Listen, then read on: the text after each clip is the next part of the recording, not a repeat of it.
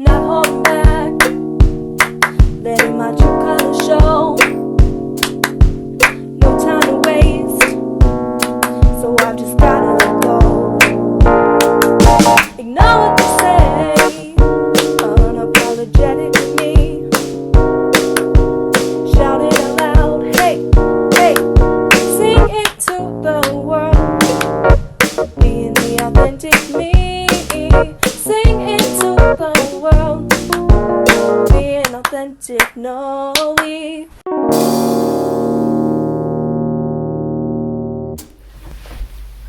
Hi friends! Welcome back to my YouTube channel. Wow, it has been a while. Yeah. Happy 2021. I know that it is May, but I haven't made a video since December of last year. And that's actually what I'm going to explain today. I'm going to talk about why I was gone, and I'm going to kind of dive into some of it, but make sure you keep an eye out for future videos so that you will get a little bit of a deeper perspective into kind of what I was going through and what I was dealing with. So I haven't made a video since December, and that was not my intention. I was planning on continuing posting every week, and I was gonna throw out some fun videos for you guys, some reaction videos, some recreating videos, stuff, just like day in my life videos, that kind of stuff. But as you can see, that didn't happen. And I really was planning on it. I had like all my scheduled videos listed, and then just a bunch of crazy kind of flew in my life and just kind of, you know, messed everything up. So first off, after December, so in January, I was prepared to be back in online school, but then my district made the decision to send kids back to in-person learning. So I was still planning on making videos, and then when I went back to in-person learning, I didn't realize how hectic and crazy it was going to be. I had to adjust to a new school schedule because my school decided to do a hybrid schedule, so I was only going in the mornings, and then I would have asynchronous or individual learning time in the afternoon. And I thought I would have a lot of free time, but I think my classes got a lot harder when I went in person. I think my teachers found it easier to teach in person, so we were just getting a lot more classwork, and it felt a lot more like, you know, real class as opposed to online learning. So that was a big transition for me, and I'm taking really hard classes this year, taking like all honors and advanced classes, and so I just had a lot of work and a lot of homework, and I just unfortunately never found the time to make a video and post it. It was always on my mind, but I just had other priorities that I had to put first, unfortunately. So the second reason that I have not posted since December is because of some medical stuff that has been going on in my life. And it's finally being resolved. It's not quite over yet, but I've been dealing with this since January. And it's been a really big stress in my life, and it's kind of been weighing me down.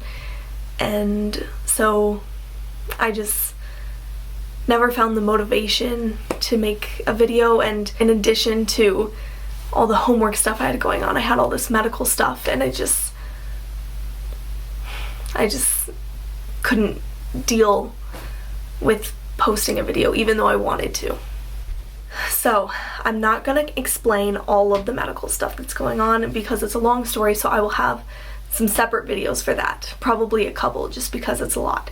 So basically, it started with a small problem, which is that I had irregular periods, so I wanted to go on birth control. And then from there, it just kind of spiraled out of control, and I started out just seeing a gynecologist to go on the pill, but then it spiraled out and I ended up seeing a neurologist, an endocrinologist, a cardiologist, and thank God I didn't have to see any other specialists. But I mean, I thought it was just going to be a simple fix, a simple solution, and then it just kind of turned into this whole big thing, and like it kind of just cascaded into this, you know, never-ending waterfall of just doctor's visits, and yeah, so it just got super crazy. So as I mentioned, this all started because I had irregular periods and I wanted to go on birth control. And then I had some other symptoms as well. I won't get into them too much because I'll have another video for that. But I started experiencing some other symptoms, and then I was, looking them up online, which usually you're not supposed to do that. But in this case, I feel like it was helping because it was kind of giving me some guidance and kind of telling me that these symptoms were normal. Just not everybody has them. So when I went to the gynecologist, I kind of explained those issues, and so they took some blood for lab works, which I have given so much blood, had so much blood drawn, just throughout my, not just this medical journey, but my past medical stuff too. And this time they had to take 6 vials of blood, which was absolutely terrible. I don't know if you guys have had blood drawn before, but it's not a fun experience. And normally they take 1 or 2 vials, but they took 6. So I felt a little woozy. But that's besides the point. So I had those labs, and then I got the results back. But then my gynecologist was a little bit concerned with the results because they weren't quite what she was expecting, so she referred me to an endocrinologist, which, if you don't know what that is, they specialize in hormones.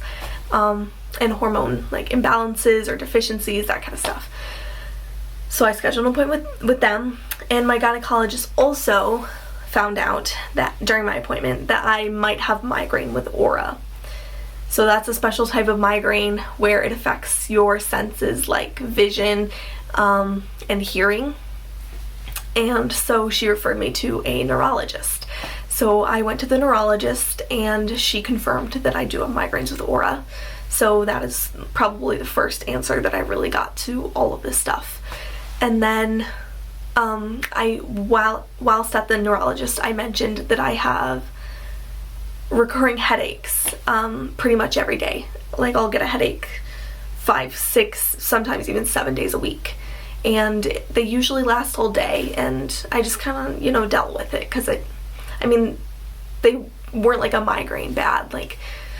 I'll explain more the difference in a future video, so this is just general. But so my neurologist ordered an MRI for my neck, head, and brain. So I got the MRIs done, and I will definitely have a separate video for the MRIs because I have a huge story about them. So I got the MRIs, and I got the results back and found out that I have a brain cyst. And when you look it up, it sounds really scary because a brain cyst is basically, it's a non-cancerous tumor. So, that's good. But a lot of times it can cause more symptoms or make your symptoms worse. So a lot of times you have to either get the fluid from your cyst drained or completely removed, and both of those options would be surgically removed or drained. So I, was preparing myself for brain surgery. And I was even without seeing the neurologist, I had just got it in my head that I needed brain surgery and was really preparing for that. And I went to the neurologist, and everything she said was okay. I don't need brain surgery, which is a huge, huge relief. And I will talk more about this in a future video, as I've mentioned many times throughout this. But she does want the headaches fixed. So she prescribed me some over-the-counter pills and supplements, and then 1 prescription medication to take when I get a headache. And I also am on this extensive diet, which I will make a video about. Don't worry about it. There will be a lot of stuff coming. And so I've been trying that out for the past 3-4 weeks, I think. I think it's been 4. So in a future video, I'll update you with how that's going. So now back to the endocrinologist. I have to do this test to basically see if I have this other thing that the doctors thought I might have. And I got the test done, and phew, I don't have it. So they basically rule this out, and then they're like, okay, you have the thing that you initially thought you had, which I'm not saying what it is yet because you'll have to wait for the next video for that. Yeah, so then from there, I was referred to a cardiologist because if I wanted to take birth control, which would be the treatment for this disorder that I have, migraines with aura can increase your chance of having a PFO, which means a hole in your heart that can cause a blood clot or some problem like that that can, lead to further problems and complications. So I went to the cardiologist and they did an echocardiogram, which is basically an ultrasound of your heart, and they were doing that to see if I had this PFO or if it was anything to worry about. And I didn't know this, but 20% of all people have a PFO, but as long as it's small enough, it's nothing to worry about. Like, you can live just fine with a PFO and never get like a blood clot or anything. Like, you have just as much of a chance of getting a blood clot with this small PFO as you do as somebody without it. But if it's a big PFO, that's what you need to worry about. And the way that you would fix that is surgically. So I was preparing myself for heart surgery. Luckily, just like brain surgery, I do not need heart surgery. So huge relief. And so the doctors gave me the all clear for birth control, and I have not seen my gynecologist to confirm that treatment plan yet, but as soon as I do, I will let you guys know. So that is kind of the shortened rundown version of everything that's been going on. But as I mentioned multiple times throughout this video, I will have several new videos coming in the next few weeks explaining everything and catching you all up to speed and just letting you know what's going on. I've missed you guys, and I am excited to be posting videos again. And now that the school year is almost over, I will have a lot of time on my hands, and there will be a lot of new videos, some serious and some fun, coming your way. So stay tuned for those, and I will see you later. Bye, friends. Being authentic, no leave.